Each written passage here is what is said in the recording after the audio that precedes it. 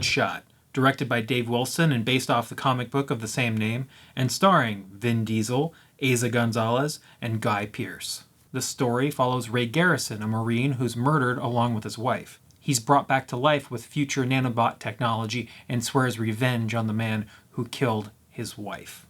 This movie is a really weird, kind of mixed bag, and right off the jump, I'm just going to go ahead and call out my favorite part of the movie by far, which was the visuals. There are some really striking, really beautiful, really cool looking action set pieces in the film and just general filmmaking stuff.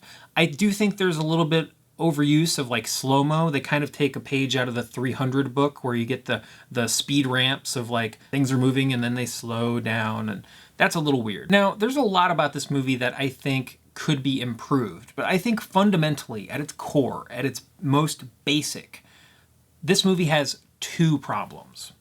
Problem number one is what I would call the Superman problem. He's too powerful. Vin Diesel's character, Ray Garrison, is basically, in terms of his abilities and power set, the T-1000 from Terminator 2.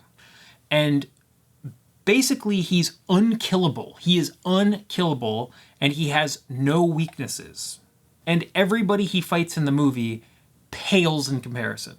There is not a single person in the movie who legitimately poses a challenge to Vin Diesel in the film. There are multiple scenes where he gets shot with a bunch of bullets and he has part of his face blown off and like stuff happens to him, and he just shrugs it off, gets up and murders everybody. And so because of that fundamental flaw of they did not give him enough of a weakness, he just feels too powerful and it's boring most of the time.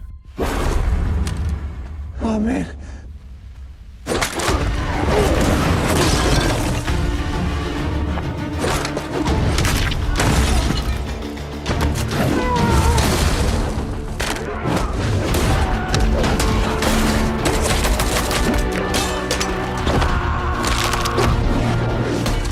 The second problem with the movie is that it's actually two movies. So the first third of the movie is very straightforward. It's an action movie. It's a very cliche, generic, regular action movie, but it's a pretty decently well done action movie. So that's cool. Then there's a big old twist. There's a big twist to start Act 2. And Act 2 until the end of the movie is like a sci-fi mystery thriller kind of thing, but it still throws in action scenes. Here's the main problem though. We have Vin Diesel, who in Act 1, something bad happens to him and he swears revenge. And he's like, I'm gonna get revenge for this thing that happened to me. And then Act 2 happens and all these revelations are happening, all these things happen, and then he's like, wow, I need revenge. And it's like, so let me get this straight. Our main character goes on a revenge kick. He has all these big revelations. Everything's changed. It's a new status quo in the world. Now he's going to change and he's going to become a guy who gets the same thing he was doing before. Right. Like, I don't care about this guy, really. He doesn't do anything to make me care about him. He doesn't grow or change as far as I can tell. He's just kind of there, and stuff happens to him, and he reacts to it, and it just doesn't work. And I think that's the fundamental main two problems. You have a character who's too powerful, and he's just kind of a boring character who doesn't grow and change, and we frankly don't know that much about him. You know, if I was dead yesterday, I wouldn't be able to sleep either. Nah, I had a nightmare. Which doesn't make any sense, because how can you have a nightmare if you have no memories? Trust me. Soon you'll remember enough to wish you could forget it again. That's the sad state of this movie. It's not terribly made. It's got some pretty visuals. It's got a decent soundtrack. And some of the action scenes are cool. I mean, the action scene at the end of the first act is amazing. It's one of the coolest action scenes I've seen in a really long time. It's really super cool. I'm going to watch it again a couple times. But then the fight scenes in the second act and the third act are just CG, like way too much CG.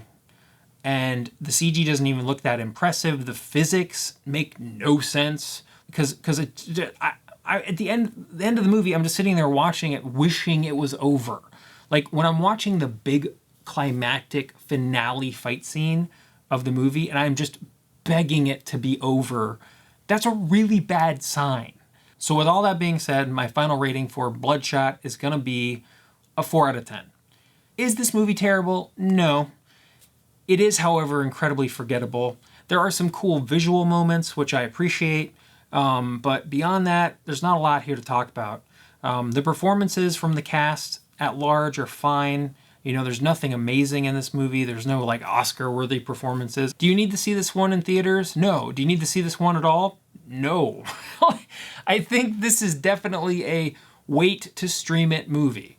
Unless you are a die-hard Vin Diesel fan or a die-hard Bloodshot comic book fan, there's just not much here to be excited about. Thank you guys so much for watching my review of Bloodshot. If you enjoyed the content, please like, comment, and subscribe to the new channel, and it will help me out a ton.